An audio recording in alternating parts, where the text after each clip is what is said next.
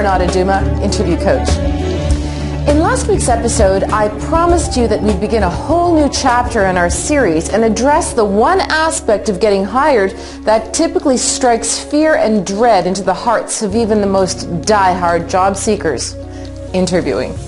So here's that hope on the horizon that I promised you.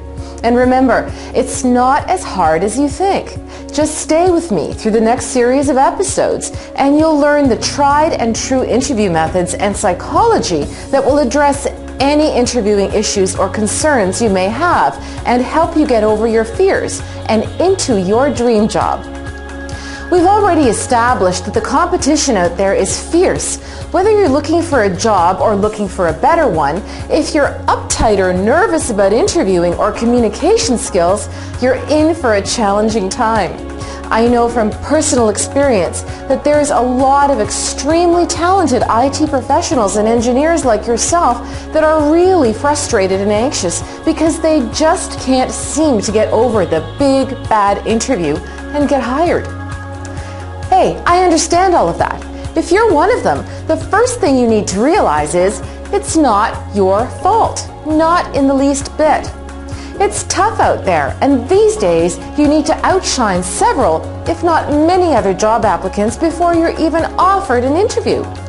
How many of you are sitting in front of your computer right now, stressed out beyond belief because you know there's almost no chance of you getting hired for a position or a better position because you're either terrified of or feel you're lousy at interviews?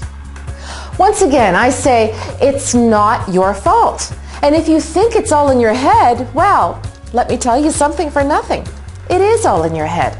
Actually, it's in your brain, to be more precise.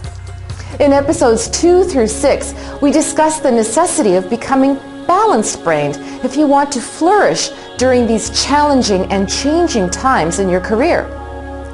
In episodes 2 through 6, we discussed the necessity of becoming balanced-brained if you want to flourish during these challenging and changing times in your career. And the fact is, you've more than likely been taught to think all wrong when it comes to interviews and how to sell yourself to a prospective employer. Here's the secret.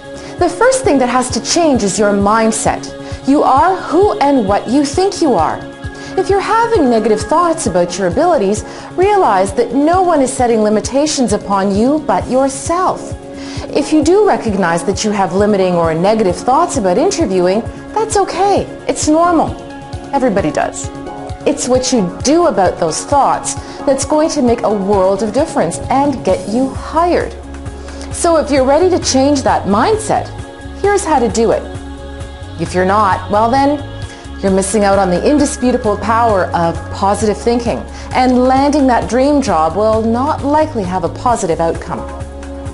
Let's get started. First, just acknowledge any negative or self-deprecating thoughts. Say to yourself, these are negative thoughts. These negative thoughts don't own me. I own them. Now say, I no longer wish to own these negative thoughts or create any more negative thoughts. I wish to replace them with positive thoughts.